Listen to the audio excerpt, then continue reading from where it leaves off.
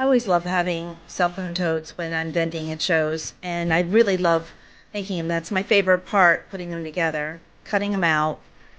And they all are like cousins and sisters to each other. This is what one looks like finished with the leather cording and how it hangs. I'm turning it right sides out, and man, the booger is hard to get through, but do it enough and you just kind of go on autopilot. Getting those corners out. Nice long screwdriver does a great job. Back pocket.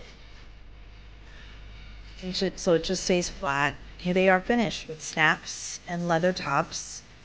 Some really great back colored leather. And I love that iridescent one. That's new. I bought that at Tandy. Oh, so pretty. Look at the snaps original on the vintage lace. And ooh, one hot pink one.